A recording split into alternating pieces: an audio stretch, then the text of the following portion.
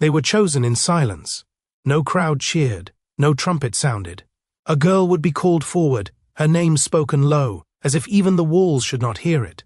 One step at a time, she crossed from her old life into a place where rules were carved in stone and mercy was thin as dust. In ancient Egypt, temples were not only places of prayer, they were locked worlds of power, and inside those worlds lived girls known as temple virgins.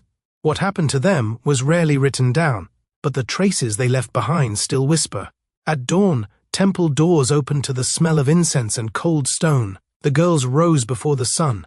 Their days followed strict rhythm, clean, quiet, obedient. They learned gestures instead of words. Silence was safety. Mistakes were not forgiven easily. Most temple virgins were taken young. Some came from noble homes, others from families who owed favor to the temple. A few were offered as gifts, given in hope of blessing. Once inside, their past names mattered little. The temple decided who they were now. They were told this life was holy, that service brought honor, that their bodies and voices belonged to the gods. But holiness came with fear. Life inside the temple was watched, always watched. Senior priests and temple guards kept order. Every move had a rule: how long to wash, how to walk across the floor, where to look, how low the head should bow. These girls were cut off from the city beyond the walls. Letters were rare. Visitors were controlled. Time stopped feeling real. Days blurred. Seasons passed without notice. Punishment was not loud. It did not need to be. A wrong step could mean isolation, silence within silence, being made to stand for hours without rest, being removed from ritual duties, a deep shame in a place where identity came from service. Some temple records speak of purification. Those words sound clean, but purification often meant pain, cold water before dawn, repeated washing until skin burned, long fasts under the sun. Hunger became discipline. Weakness was treated as failure. The temple believed control shaped devotion. Night was not always safe. Darkness brought different duties. Lamps had to stay lit. Floors cleaned again and again. Some girls were assigned to guard inner halls where statues slept behind stone doors, alone, listening to echoes, wondering if gods truly watched or something else did. Older women warned them never to speak of what happened within the inner rooms. Tradition held that temple virgins were vessels of balance. They existed to keep order between gods and people. But balance came at a human cost. A girl who disobeyed could be accused of offense against the gods. This was worse than breaking human law. It meant the gods themselves were angered, and angered gods needed answers. Such girls might be stripped of duties and turned into shadows inside the temple. Others were sent away in disgrace. A few disappeared from records completely. Stone does not cry. Papyrus does not scream, but absence tells a story. Outside the temple walls, rumors spread. People said the girls were blessed, that their lives were easy, filled with prayer and luxury. Gold offerings passed through the temple every day, but the gold was not theirs. Their food was measured, their sleep was scheduled, their freedom did not exist. One ancient source tells of a girl who tried to run.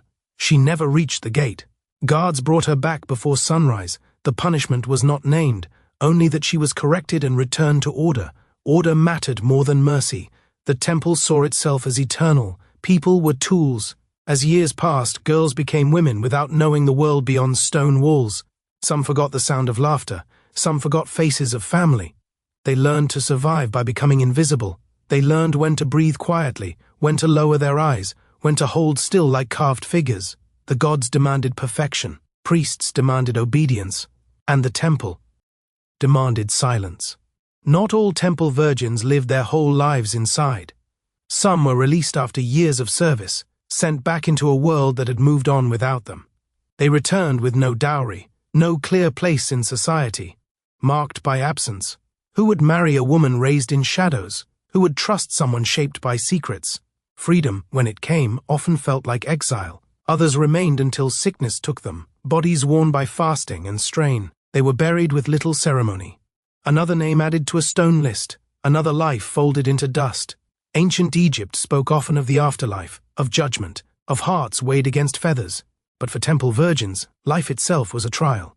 Their story is not written in bold lines, it survives in broken statues, in rules carved again and again, in the way temples were built to watch those inside.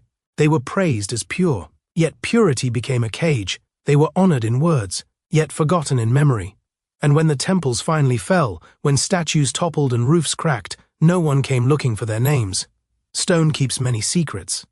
But sometimes, when the wind moves through ruins at night, it feels like a memory refusing to rest. These girls lived between gods and men.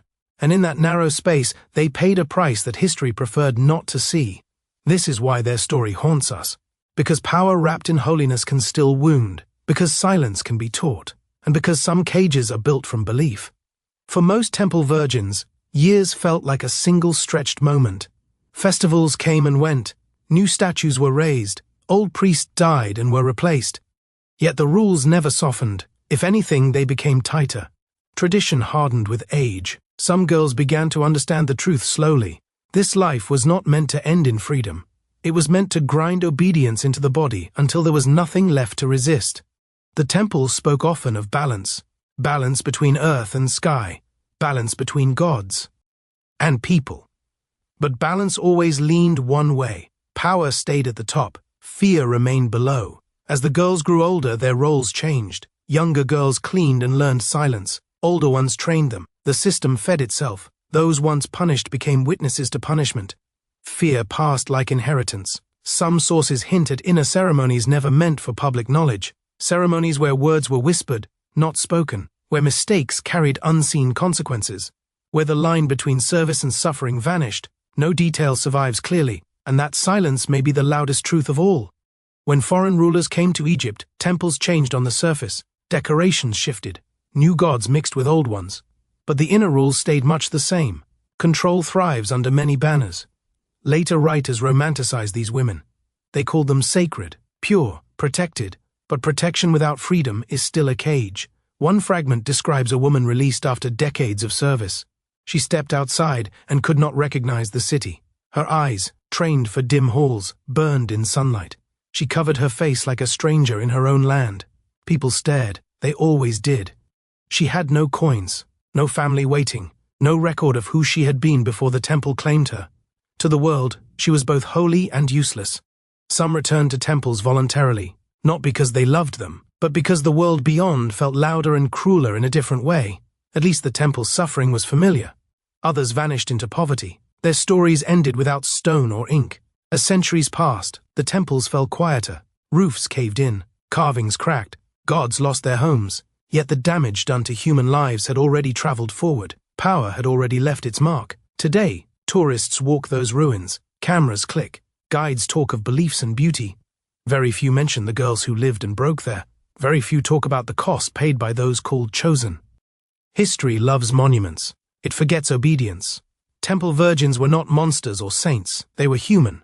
And humans were shaped, bent, and sometimes erased for the sake of what others called sacred order. That is why their story still unsettles us. Because temples did not need chains to hold them. Belief was enough. Tradition was enough. Fear was enough. And when belief is protected more fiercely than people, wounds become invisible. These girls vanished into history without trials, without apologies, without names we remember. But absence is still a presence. It lingers in every place where silence was enforced, in every rule carved deeper than mercy, in every claim of holiness used to hide harm. This is what happened to temple virgins in ancient Egypt, not always written, not fully remembered, but never harmless. If stories like this matter to you, stories of power, fear, and those history pushed into shadow, stay with history's wounds, because the past is not quiet, and some truths refuse to stay buried.